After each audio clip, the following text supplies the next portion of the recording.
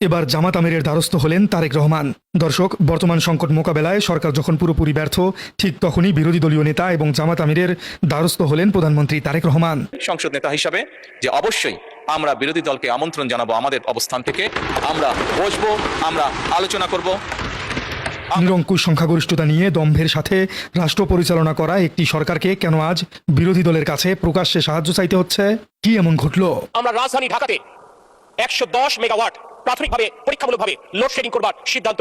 আমি বলবো যে মেহরবানি করে এটা যেন সংসদ থেকে শুরু হয়, সংসদ যেন বাইরে না থাকে ওই লোড। চলুন দর্শক, এই বিষয়ে বিস্তারিত আলোচনা করা যাক। বাংলাদেশের রাজনীতির ইতিহাসে আজ জাতীয় সংসদে এমন একটি ঘটনা ঘটেছে যা বর্তমান ক্ষমতাসীন দল বিএনপির চরম রাজনৈতিক অসহায়ত্ব এবং সরকার পরিচালনার ক্ষেত্রে তাদের সীমাহীন ব্যর্থতাকে একেবারে উলঙ্গ করে দিয়েছে। দেশে বর্তমানে যে ভয়াবহ জ্বালানি সংকট এবং বিদ্যুতের লোডশেডিং চলছে তা সামাল দিতে না পেরে সরকার এখন আক্ষরিক অর্থেই দিশেহারা।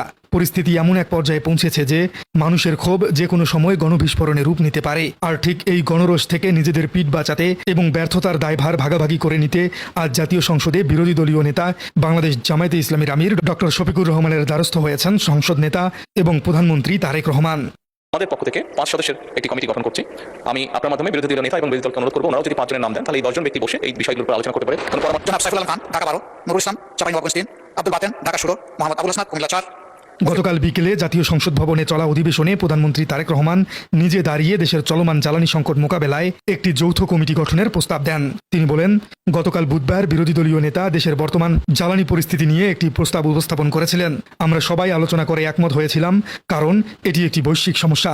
আমাদের পক্ষ থেকে বিদ্যুৎ, জ্বালানি ও খনিজ সম্পদ মন্ত্রী ইকবাল হাসান মাহমুদ টুকুকে প্রধান করে 5 সদস্যের একটি কমিটি গঠন করছে। বিরোধী দলকে অনুরোধ করব তারাও যদি 5টি নাম দেয় তাহলে এই 10 জনের সদস্য বসে আলোচনা করতে পারে।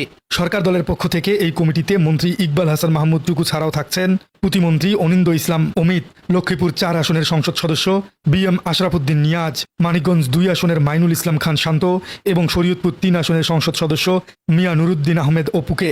দর্শক, এবার চলুন আসল বিশ্লেষণে। প্রধানমন্ত্রী তারেক রহমান হঠাৎ করে কেন এই যৌথ কমিটি গঠনের প্রস্তাব দিলেন? এটি কি আসলেই কোনো গণতান্ত্রিক উদারতা, নাকি এর পেছনে লুকিয়ে আছে নিজের চরম ব্যর্থতা ঢাকার এক সুনিপুণ রাজনৈতিক কৌশল? দর্শক, একটু গভীরভাবে চিন্তা করুন। একটি সরকার যখন সফল হয়, যখন তারা বড় কোনো মেগা প্রজেক্টের উদ্বোধন করে, তখন কি তারা বিরোধী দলকে ফিতা কাটার জন্য ডাকে? তখন কি তারা বিরোধী দলকে কৃতিত্বের ভাগ দেয়? কখনোই দেয় না। কিন্তু যখন দেশে চরম লোডশেডিং শুরু হয়েছে, যখন কলকারখানার চাকা বন্ধ হওয়ার উপক্রম, যখন তেলের দাম বাড়াতে গিয়ে সাধারণ মানুষের নাবিশ্বাস উঠছে, ঠিক তখনই সরকার বিরোধী দলকে পাশে ডাকছে। এর মূল কারণ হলো সরকার খুব ভালো করেই জানে যে আগামী গ্রীষ্মের প্রচণ্ড গরমে বিদ্যুৎ পরিস্থিতির আরো ভয়াবহ অবনতি ঘটতে যাচ্ছে।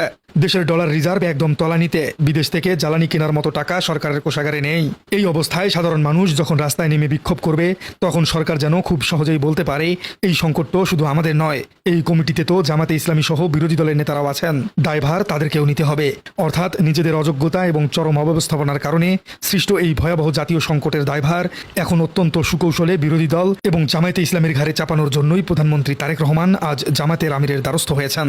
এটি সরকারের চরম রাজনৈতিক দেউলিয়া হওয়ারই একটি বড় প্রমাণ। কিন্তু রাজনীতিতে জামায়াতে ইসলামী যে কতটা পরিণাম এবং দূরদর্শী তার প্রমাণ আজ আবার দিলেন ডক্টর শফিকুর রহমান। প্রধানমন্ত্রী যখন ফাঁদ পাতলেন, তখন বিরোধী দলীয় নেতা সেই ফাঁদে সরাসরি পা না দিয়ে বরং এমন এক মাস্টার স্ট্রোক খেললেন যা সরকারকে রীতিমতো হতবাক করে দিয়েছে।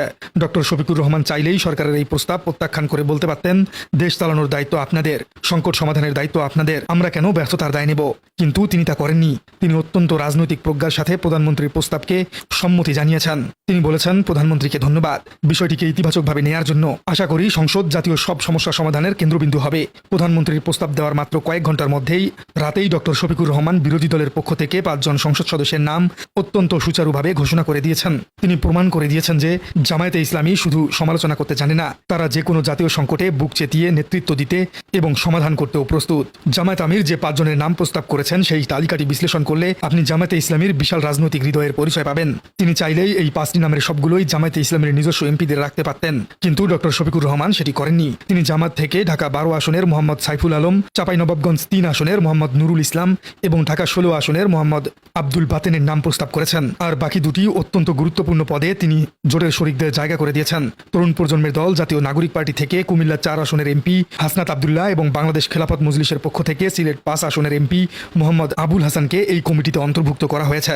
বিএনপি যেখানে এনসিপিকে জামাত থেকে আলাদা করার জন্য দিনের পর দিন ষড়যন্ত্র করে আসছে, সেখানে ডক্টর শফিকুর রহমান জাতীয় গুরুত্বপূর্ণ এই কমিটিতে এনসিপির প্রতিনিধিকে যুক্ত করে প্রমাণ করে দিয়েছেন যে তাদের জোট কতটা অটুট এবং মৃত্যুদের তারা কতটা সম্মান করতে জানে। দর্শক, গতকালকের সংসদীয় বিতর্কের সবচেয়ে আকর্ষণীয় এবং চমকপ্রদ অংশটি ঘটে ঠিক এর পরেই। বিরোধী দলীয় নেতা হিসেবে ডক্টর শফিকুর রহমান সরকারের উদ্দেশ্যে এমন এক চ্যালেঞ্জ ছুড়ে দিয়েছেন যা দেশের কোটি কোটি সাধারণ মানুষের মনের কথারই প্রতিধ্বনি। ঢাকায় পরীক্ষামূলকভাবে যে 110 মেগাওয়াট লোডশেডিং চালুর সরাসরি সিদ্ধান্ত গ্রহণ করা হয়েছে তার কঠোর সমালোচনা করে ডক্টর শফিকুর রহমান সরাসরি স্পিকারের দিকে তাকিয়ে বলেছেন, আমি অনুরোধ করব এই লোডশেডিংয়ের পরীক্ষামূলক বাস্তবায়ন জাতীয় সংসদ এলাকা থেকে শুরু হোক। সংসদ যেন এই লোড ম্যানেজমেন্ট ব্যবস্থার বাইরে না থাকে। ঢাকার অন্যান্য এলাকায় যদি 1 ঘন্টা করে লোডশেডিং করা হয়, তবে এখানেও একইভাবে প্রয়োগ করা উচিত, যাতে দেশের মানুষ বুঝতে পারে আমরা একটি সমান এবং বৈষম্যহীন ব্যবস্থা গড়ে তুলতে চাইছি। জামায়াত আমিরের এই সাহসী এবং যৌক্তিক প্রস্তাব শুনে ট্রেজারি বেঞ্চ বা সরকারি দলের মন্ত্রী এমপিদের মুখ রীতিমতো ফ্যাকাশে হয়ে যায়।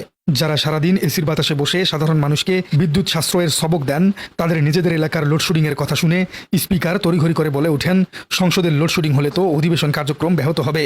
তখন বিরোধী দলীয় নেতা অত্যন্ত শান্ত এবং তীক্ষ্ণ স্বরে স্পষ্ট করে দেন যে তিনি সংসদ অধিবেশন চলাকালীন মূল কক্ষের কথা বলছেন না, তিনি পুরো সংসদ কমপ্লেক্স এবং মন্ত্রীদের আবাসিক এলাকার লোডশেডিং এর কথা বলেছেন। স্পিকারকে দেওয়া ডক্টর শফিকুর রহমানের এই জবাবটি ছিল মূলত ভিআইপি কালচারের গালে একটি বিশাল চপেটাঘাত। তিনি দেশের মানুষকে বুঝিয়ে দিয়েছেন যে জনগণের কষ্টের দিনে মন্ত্রী এমপিরা আরামে এসির নিচে ঘুমাবে আর সাধারণ মানুষ গরমে সেদ্ধ হবে। নতুন বাংলাদেশ এমন বৈষম্য আর চলতে দেওয়া যাবে না। সব মিলিয়ে এই ঘটনাটি বাংলাদেশের রাজনীতির জন্য একটি বড় শিক্ষণীয় অধ্যায়। সরকার যখন তাদের অযোগ্যতার কারণে হাসপাস করছে, জামায়াতে ইসলামী তখন অত্যন্ত গঠনমূলক এবং সাহসী নেতৃত্বের মাধ্যমে প্রমাণ করে দিচ্ছে যে আগামী দিনে রাষ্ট্র পরিচালনার আসল যোগ্যতা কাদের রয়েছে। দর্শক, আপনার কি মনে হয় ডক্টর শফিকুর রহমানের কাছে তারেক রহমানের হঠাৎ করে এই সাহায্যের আবেদনকে আপনি কিভাবে মূল্যায়ন করছেন? ডক্টর শফিকুর রহমান এই আহ্বানে সাড়া দিয়ে আসলেই কি ভালো করেছেন? কমেন্টে জানিয়ে দিন আপনার মূল্যবান মতামত।